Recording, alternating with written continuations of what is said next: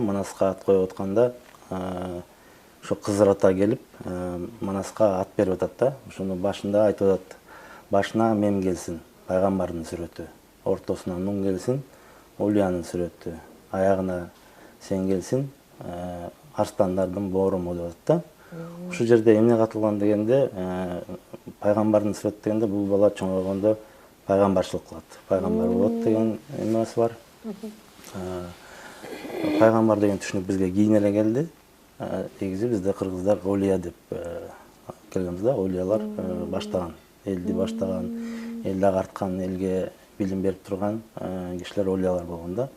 Ошол экинчиси Олиянын сүрөтү деген бул ошол бала олиялык касиетке ээ болот. Анан арстандардын бооруму деген бул арстандардын арстаны, арстан бул бийликтин символу. Бул башчы болот да. Элдин башчысы болот деп Кызыр ата келген.